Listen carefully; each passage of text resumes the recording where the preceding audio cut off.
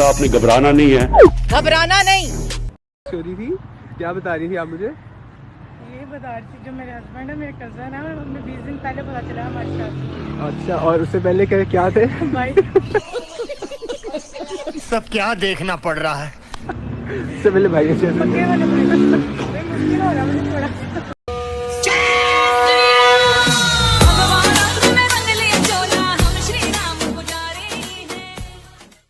सबसे पहले घबराना नहीं। It's Iran and Iraq, not Iran and Iraq.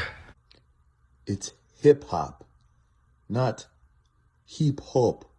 And it's your sister, not your wife. खत्म, bye bye, tata, goodbye. मैं आपको बता रहा हूं, हमारी सरकार होती ना, उठा के फेंक देते चाइना को बाहर। 15 मिनट नहीं लगते, 15 मिनट नहीं लगते।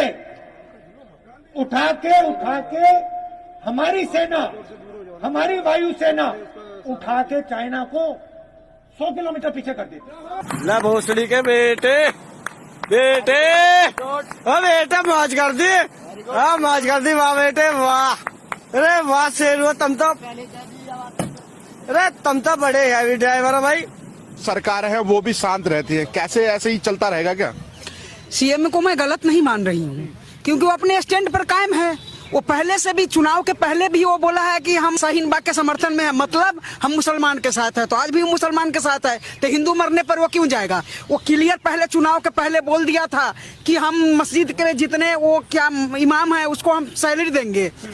तो वो जो भी बोला है अपने स्टैंड पर एकदम कायम है, यानी वो सच्चा व्यक्ति है। अब समझना हम हिंदू को है कि हम उसको, अपने से तो जीता नहीं, कहीं ना कहीं वोट से जीता है। कोई जितना वोट उसको मिला है, सिर्फ मुस्लिम तो उसको दिए नहीं होंगे, हम हिंदू भी दिए होंगे।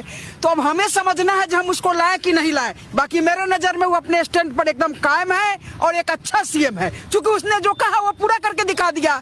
लेकिन हमारे जो 56-58 लेकर आए थे हिंदू हित का, जय श्री राम का उद्घोष करके, वो आज कहाँ है? पूरे भारत में मैं आज खुल के कह रही हूँ, विष्णु प्रसाद और बजरंग दल को छोड़कर कोई उतनी बड़ी संगठन के इन्होंने बनने नहीं दिया। और इनके नेता, हिंदू मरेगा तब तो हिंदू डरेगा, इनकी नीति अब है, हिंदू मरेगा तब तो हिंदू डरेगा, और डरेगा तब तो वोट करेगा। अब इस नीति को जिस तरह से उला रहे हैं, एक को मरवा के माहौल कायम करने वाला, नहीं तो मेरे कर्जकर्ता को कोई, किसकी मजार जो छेरे दिलेर को, मेरे कर्जकर्ता को चाकू मार के चला जाए और मैं, मेरा ही सहयोगी सिस्टम में बैठा हुआ हो, कहीं ना कहीं हम हिंदू को नापुंसक बनाई जा रही है और हम वही मुआवजा के खेल में फंसते जा रहे हैं। रागिनी जी, सबसे बड़ी हिम्मत की बात तो यह है कि घर में आके मारा। हमें कोरोना वैक्सीन लेनी है और कहाँ से लेनी है, कौन अल्लाह का बंदा हमें देगा, कौन हमसे जो है वो फ्री में, क्योंकि आपको पता है कि पाकिस्तान में हम, अल्लाह का बहुत एहसान है, हम सारे काम मुफ्त में करवाते हैं। हम इंडिया की तरह पैसे जाया करने के बिल्कुल हक में नहीं है, और इसी वजह से हमारा मुल्क रोज, आपको पता है कितनी ज्यादा डेवलपमेंट होती है, कितने बड़े बड़े प्रोजेक्ट्स हमारे कंट्री में लोग लेकर आते हैं, पूरी दुनिया जो है वो हमारे पीछे पड़ी हुई है। अगर हम जैसे भी बात करें, हमारा एक मलेशिया वाले वैसे बड़े खराब है ना, मैं तो कभी भी मलेशिया नहीं जाऊंगी, मैंने ये सब फैसला कर लिया, पूरी दुनिया में घूमूंगी लेकिन मलेशिया नहीं जाऊंगी। ये कोई तरीका है उनका? उन्होंने हमारा जो प्लेन गया था वहां पे बेचारा, उनसे उनके पैसेंजर्स को लेने के लिए, वो उन्होंने वही पे ग्राउंड कर लिया और कहते जी आपने पेमेंट नहीं की है। तो ऐसी कौन सी बड़ी बात हो गई भाई, हमने तो बहुत लोगों की पेमेंट नहीं की है, आप कोई पहले ना आप आखिरी हैं। तो आप दूसरों से सबक सीखे, हर बंदा तो इस तरह नहीं करता कि वो हमारा प्लेन पकड़ ले और ये वो। अब मुझे समझ आया कि इमरान खान साहब जो हैं वो मलेशिया कॉन्फ्रेंस में क्यों नहीं गए थे। देखें, प्राइम मिनिस्टर वहां जाते और वहां पे वो जो प्लेन था उसको वो ग्राउंड कर लेते और फिर आने नहीं देते, इमरान खान साहब को वहीं बिठा लेते चिलगोजे खाने के लिए। चिलगोजे से मुझे याद है, मुझे नहीं पता हिंदी में चिलगोजे को क्या कहते हैं, और लेकिन ये है कि इतने महंगे हैं ना चिलगोजे कि हमने तो इस पूरे सीजन में हाथ भी नहीं लगाए, एक नजर देखा तक नहीं है ड्राई फ्रूट्स में कि चिलगोजे नाम की भी कोई चीज होती है।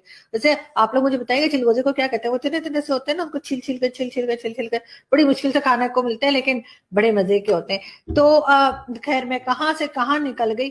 मैं आप लोगों को ये बता रही थी कि इमरान खान साहब इसी वजह से जो है ना वो वहां की जो मलेशिया की कॉन्फ्रेंस थी उसमें नहीं गए, और उन्होंने कहा कि नहीं जी मैं तो नहीं जा रहा, इसलिए कि ये तो अजीब ही लोग हैं, मतलब वो पैसेंजर भी रख लेते हैं और वो जहाज भी रख लेते हैं और फिर वो खाने भी नहीं देते हैं।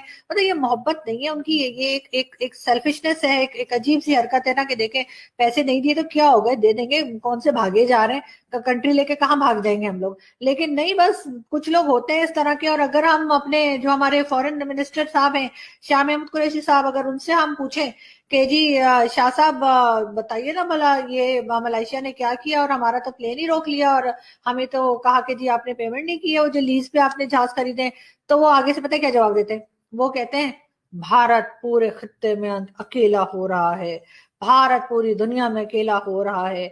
अरे शाह साहब, हमने आपसे पूछा है प्लेन का, आप हमें ये बता रहे हैं कि भारत तन्हा हो रहा है दुनिया में, भारत पूरे दुनिया में भारत को कोई पूछ नहीं रहा। तो अच्छी बात है ना, हम तो खुद चाहते हैं कि हमें भी कोई ना पूछे, इसलिए कि हमें तो पूछ पूछ के दिमाग खाया हुआ है। IMF ने भी और दूसरे वर्ल्ड बैंक और जिससे भी हमने पैसे उठाए हैं उस चीज से तो भारत बचा हुआ है, इसीलिए भारत ने किसी से पैसे ही नहीं लिए। अजीब किस्म के लोग, पता नहीं गुजारा कैसे करते हैं लोग बगैर पैसे मांगे। हमें तो मतलब हम तो तसव्वुर भी नहीं कर सकते कि हम किसी से मांगे बगैर जो है वो अपना कंट्री को चला सकते हैं। और ये भारत के लोग पता नहीं क्या लकड़ियां खाते हैं कि क्या खाते हैं, हवा खाते हैं कि ये लोग, मतलब इनकी गवर्नमेंट जो है वो कोई खास ऐसा लोन पकड़ती ही नहीं है कि कोई कंट्री इनके पीछे पड़े, इसी वजह से तो अकेले हो रहे हैं। अब देखिएगा बिल्कुल भारत जो है ना तन्हा हो जाएगा पूरे वर्ल्ड में, कोई इसको नहीं पूछेगा, सारे के सारे पाकिस्तान के पीछे ही लगे रहेंगे। लाओ हमारे पैसे निकालो, सऊदी अरब कहेगा पैसे निकालो, कतर कहेगा पैसे निकालो, चाइना कहेगा या अल्लाह, चाइना तो ना ही कहे तो अच्छा है, चाइना ने कहा ना तो हम सबकी आंखें यूं छोटी छोटी करनी पड़ेंगी हमें, और नाके भी ऐसे, आपको पता है ना छोटी छोटी नाक होती है उनकी, छोटी छोटी आईज होती है, तो हमें तो फिर चाइनीज ही बनना पड़ जाएगा। इसलिए अगर कहीं चाइना ने पैसे मांग लिए तो बस समझो जी भाई लेने के देने पड़ जाएंगे, वो जो बख्शी सर कहते हैं ना। छोटी सी बात फिर दोहराऊंगा मैं, आप लिख सकते हैं तो लिखिए, अगर बोल सकते हैं तो बोलिए, और चिल्ला सकते हैं तो चिल्लाइए, और अगर इन तीनों कामों को भी नहीं कर सकते तो जो चिल्ला रहा है उसके साथ खड़े हो जाइए।